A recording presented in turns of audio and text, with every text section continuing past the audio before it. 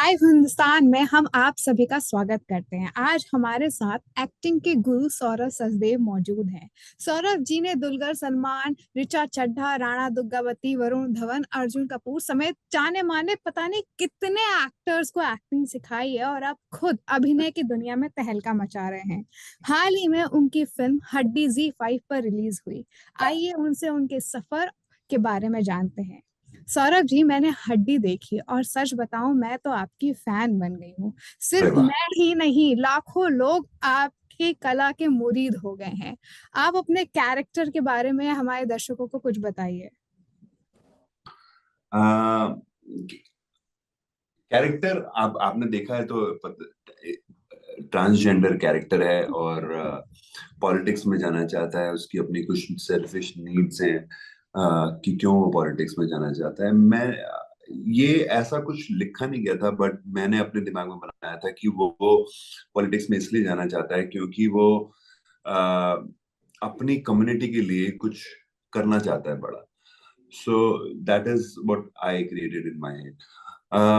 Character जब मेरे को अक्षत ने पहली बार सुनाया था, बहुत पहले, तब उसने शॉर्ट फिल्म लिखी थी इस पे, तो तब से ही मेरे को करने का दिल था क्योंकि ये एज एन एक्टर बहुत चैलेंजिंग रोल था। और इस फिर जब उसने मेरे को बताया कि मैंने इस पे फिल्म लिखी है और मैं इसको फिल्म में बदलना चाहता हूँ। आदम में जो उसके साथ राइटर था, आदम में was my student long back. तो उसने ये स्क्रिप्ट लिखी है, तो उसने बोला कि हमने आपको सोच के लिखा है। तो मेरे लिए बहुत बड़ी रिस्पॉन्सिबिलिटी थी ये कैरेक्टर निभाना, क्योंकि ये बहुत ही डिफिकल्ट कैरेक्टर था और मैं डिसरिस्पेक्ट नहीं करना चाहता था कम्युनिटी को। आ, तो जब उसने मेरे को सुनाया, मैं बहुत ही इमीडिएटली मैं बहुत खुश हो गया और मेरे को बहुत मजा आया कि ये कैरेक्टर तो मैं कभी छोड़ूंगा नहीं। मैंने इमीडिएटली हाँ बोली। ये भी नहीं सोचा कि कितना पैसा मिलेगा, क्या मिलेगा, बस मुझे ये करना ही है, चाहे कुछ भी हो जाए। और फिर उसके बाद वहां से जर्नी शुरू हुई कैरेक्टर को समझने की, कि उसकी बॉडी लैंग्वेज कैसी होगी, उसकी आवाज कैसी होगी।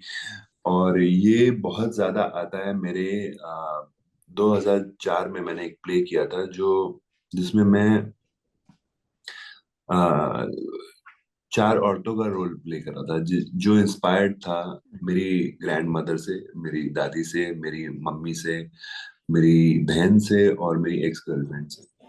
सो मैं उनसे इंस्पायर होके मैंने एक प्ले किया था जिसमें मैं खुद फीमेल कैरेक्टर प्ले कर रहा था। और वहां पर अपना फीमेल साइड, फेमिनिन साइड ढूंढना बहुत जरूरी था। तो वहां वो चीज मेरे को दोबारा से रिकॉल होने लगी, वो प्ले दोबारा से रिकॉल होने लगा, क्योंकि वो एक छोटी सी ऑडियंस के सामने काफी एक्सेप्टेबल था और बहुत ही उनको मजा आया था। तो वहां से शुरू हुई और फिर मैंने बहुत सारी डॉक्यूमेंट्रीज देखी इस पे।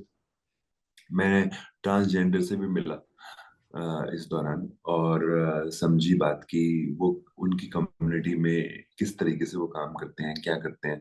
तो ये सब चीजें, तो ये मेरी जर्नी थी इस कैरेक्टर अ, को हाँ बोलने से लेकर उसको प्रिपेयर करने तक। फिर सर ऑब्वियसली उसमें उसकी बॉडी लैंग्वेज भी आई, उसका बिहेवियर आया। वो बस जरूरी था, और उसको एक तरीके से एग्जैजरेट ना करना और ऐसा ना कर देना कि यार ये तुमने तो कैरिकेचर बना दिया। सो वो मेरी एक बहुत बड़ी रिस्पॉन्सिबिलिटी थी।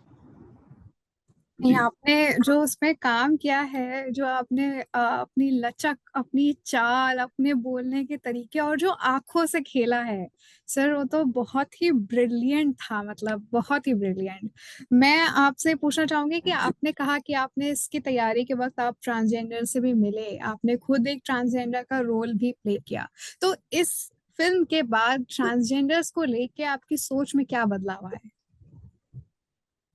आ, मेरी सोच हमेशा से उनके लिए काफी लिबरल, बहुत सही थी। मतलब मेरे को कोई प्रॉब्लम नहीं थी, मैं पहले भी मिल चुका हूँ उनसे। मैंने रिसर्च करी थी और बदलाव कुछ ऐसा नहीं था कि मैं बहुत ही उनसे कुछ अलग था। मैं जानता था उस कम्युनिटी के बारे में, हमने उस प्लेस किए थे, चीजें करी थी काफी। जब मैं बैरी जॉन एक्टिंग स्टूडियो में था, जब मैं दिल्ली में उनके साथ काम करता था, तो मैंने काफी काम किया था ट्रांसजेंडर्स के साथ और उनके उनकी लाइफ के ऊपर।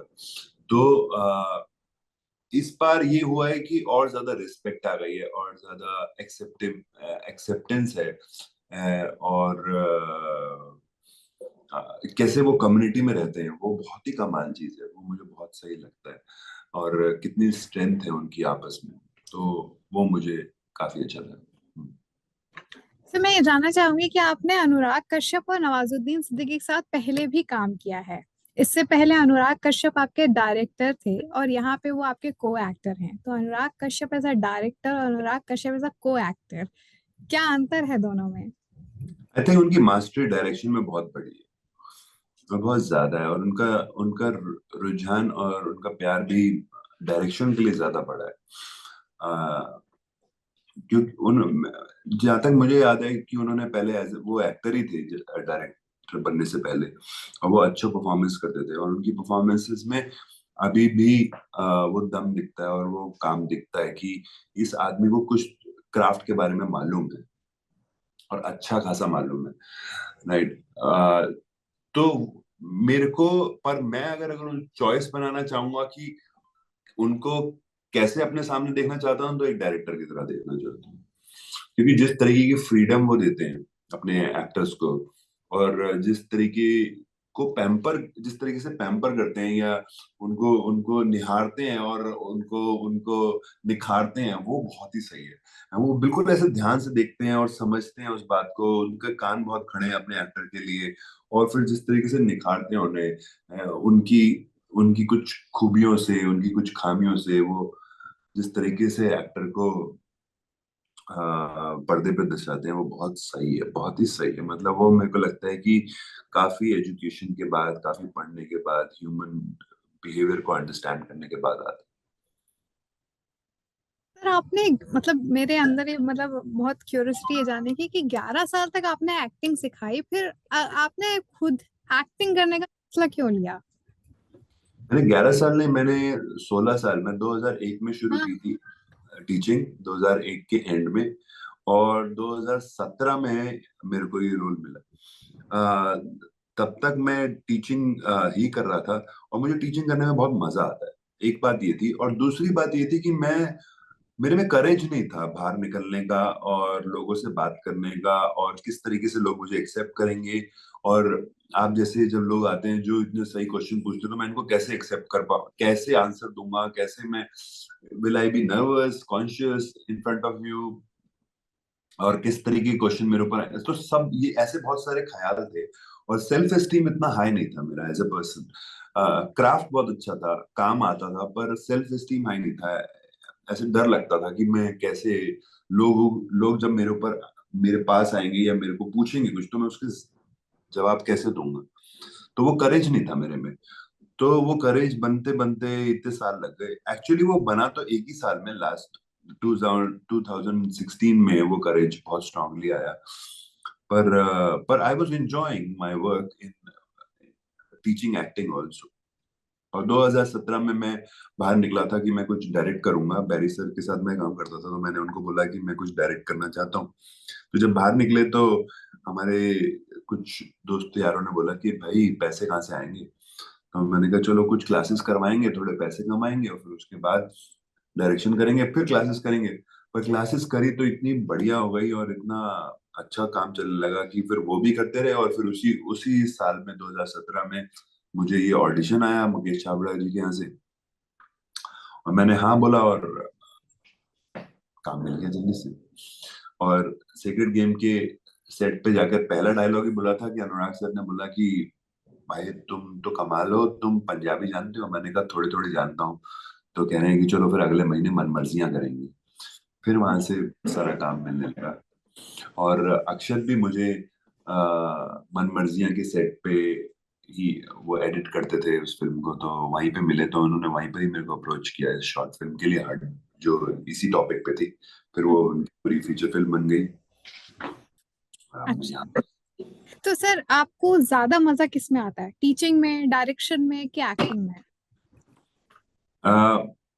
मजा मुझे दोनों में आता है, पर मुझे टीचिंग में बहुत ज्यादा मजा आता है, क्योंकि जब स्टूडेंट अपने आप को पूरी तरीके से एक्सप्रेस करता है, क्योंकि मैं अपने चाइल्डहुड में ज्यादा अपने आप को एक्सप्रेस नहीं कर पाता था। स्कूलिंग भी अच्छी नहीं हो रही थी, पढ़ाई भी अच्छी नहीं हो रही थी, एक्सप्रेशन नहीं था। तो वो जब मुझे मिला अपना एक्सप्रेशन, और जब मैं वो स्टूडेंट में देखता हूँ जब वो अपने आप को पूरी तरीके से एक्सप्रेस कर पाते हैं, तो ऐसा लगता है कि मजा आता है। तो वो बहुत ही अच्छा लगता है कि उनका यूनिकनेस, उनका एक्सप्रेशन जब मिलता है, जब वो अपने आप को एक्सेप्ट करने लगते हैं एज ए ह्यूमन बीइंग, तो वो बहुत बहुत ज्यादा अच्छा लगता है। और फिर एक्टिंग से नए नए कैरेक्टर ढूंढना, अपने बारे में और समझ आता है, अपने बारे में और पावर भी मिलती है, क्योंकि आप जैसे लोगों से मिलते हैं, बहुत सारे लोग तारीफ करते हैं, तो एक पावर मिलती है। स्टूडेंट के साथ रिस्पेक्ट और लव प्यार मिलता है, और वहां पर जब वो अपना कुछ क्रिएट करते हैं, तो दैट्स द बेस्ट। बहुत मजा आता है। ये रिसेंटली आपने कोई अपने स्टूडेंट का काम देखा और कोई मजा आया हो, ऐसे कोई स्टूडेंट के बारे में अभी बताइए। बम्बई मेरी जान, हाँ बम्बई मेरी जान में मेरा स्टूडेंट ही है अविनाश तिवारी। हाँ हाँ हाँ।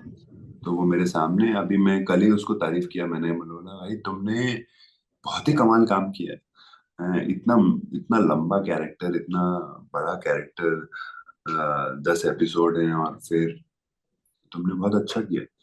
तो मेरे को बहुत अच्छा लगा उसका काम, और वो भी बहुत टाइम पहले मेरे पास दिल्ली में बैरी सर के वहां पे आए थे 2005 में, और तब से ही इज वर्किंग। तो अभी उसको उसका ड्यू मिल रहा है। आई एम वेरी हैप्पी कि काला में भी आज, हाँ काला काला रिलीज, उसमें भी वो है, मैं भी हूँ उसमें, छोटा सा हाँ कैरेक्टर। काला। काला में अविनाश तिवारी ने बहुत बहुत अच्छी एक्टिंग की है। मतलब उन्होंने जो वो सीरियसनेस अपने चेहरे पे लेके आई है, जो आप मतलब वो आपके स्टूडेंट हैं, तो वो आप ही की तरह उन्होंने आंखों से भी बहुत ज्यादा खेला है अपनी नहीं, पूरी मेरी तरह सीरीज नहीं, अपनी में। तरह है वो बहुत। मैं कभी भी अपने तरीके से नहीं बना रहा, वो he's find his found his own way।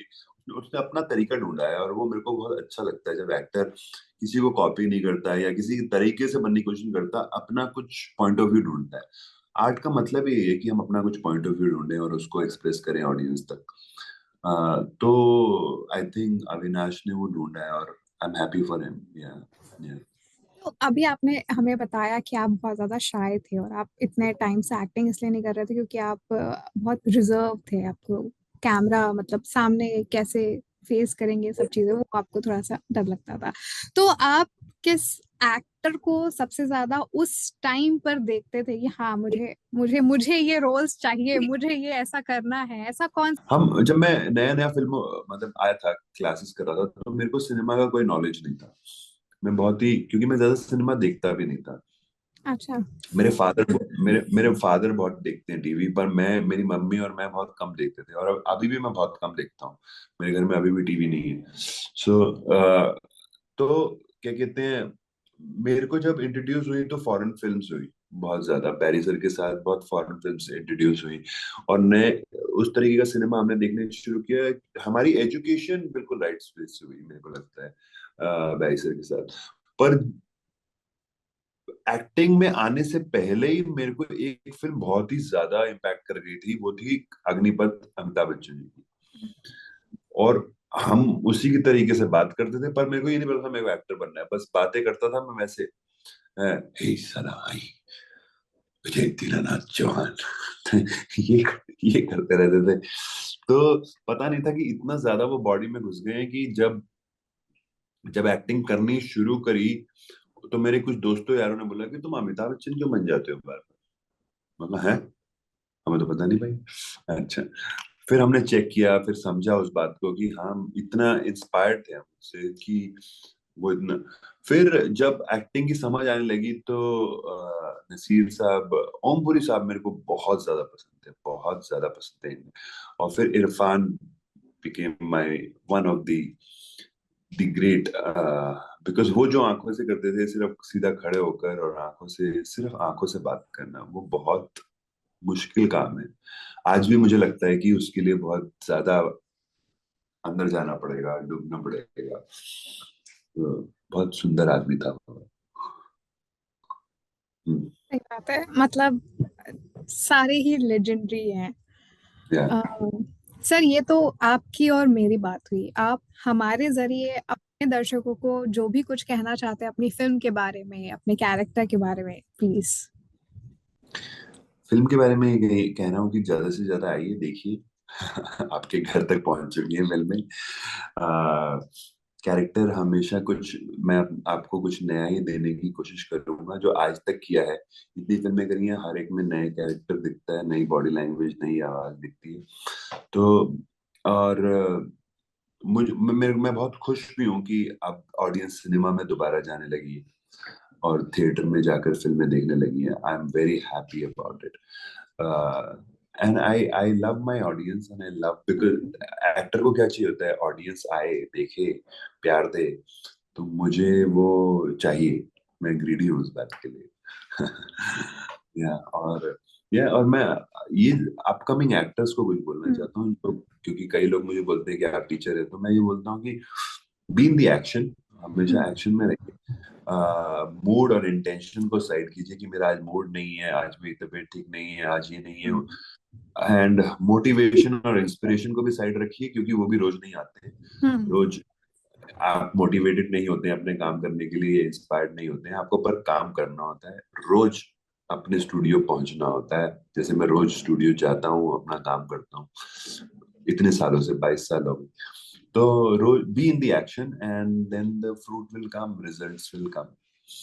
हाँ, या वो दैट्स। नीना गुप्ता जी की बुक है। उसमें वो अपने जब स्ट्रगलिंग टाइम का पीरियड बता रही थी, तो उसमें उन्होंने लिखा था, जो उनके थिएटर ग्रुप के जो हेड थे वो उन्हें कहते थे, तुम्हें बीमार होने का हक ही नहीं है, जब से तुमने हाँ एक्टर बना तुम बीमार पड़ ही नहीं सकते हो। हाँ हाँ, बिल्कुल हमारी लाइफ एथलीट की तरह है। एक हम्म। एथलीट अगर बीमार है तो वो बाहर हो गया ना, तो हम्म। फिर वो खेल ही नहीं सकता। तो हाँ, हक ही नहीं है, सही बात है, हक ही नहीं है। आप ग्रीडी हैं ऑडियंस के लिए, तो आपने ऑडियंस बन के रिसेंटली कौन सी मूवी देखी है? किसकी किसकी कौन सी मूवी, मतलब क्या? रिसेंटली आपने ऑडियंस बन के कौन सी मूवी देखी है? ऑडियंस के लिए, मतलब मैं तो समझ, ऑडियंस ऑडियंस बनकर। बनकर, ऑडियंस बनकर मैंने इंडियन फिल्म तो अभी कोई भी नहीं देखी। फॉरेन फिल्म देखी थी, बारबी और ओपेनहाइमर। ओपनहाइमर देखी थी। पर इंडियन फिल्म अभी मैं शाहरुख की फिल्म देखने जाने वाला हूँ, दैट्स वेरी अच्छा। इंपॉर्टेंट। वो उसमें एक और भी रीजन है कि हमने हाँ। थिएटर में बहुत सारे अपने एड्स चलाए हैं, तो इंटरवल पे वो अच्छा। आते हैं। But I really like that man, कि वो जो बोलते हैं वो करके दिखाते हैं, और वो बहुत ही एक्शन ओरिएंटेड आदमी है, तो मेरे को बहुत इंस्पायर करता है वो आदमी। Personally I look up to him. मैं उनके जैसा नहीं हूँ, पर एक बार फील होता है कि ये ऐसा कुछ तो करना है भाई, कि जो बोलो वो कर दो, उसके सामने कुछ मत आने दो। मतलब क्या एज है इंसान की, और कैसे फिर भी देखो क्या काम करता है वो। Such a dedicated and correct. Honest go getter. So very few people are like that, self motivate. तो मैं देखने जाऊंगा उनकी फिल्म। हाँ हम बस। आपके रिव्यू का वेट करेंगे। हाँ हाँ हाँ, प्लीज। थैंक यू फॉर ठीक दैट। है sir. Thank you so much live Hindustan के साथ जुड़ने के लिए। Thank you so thank much. You, thank you.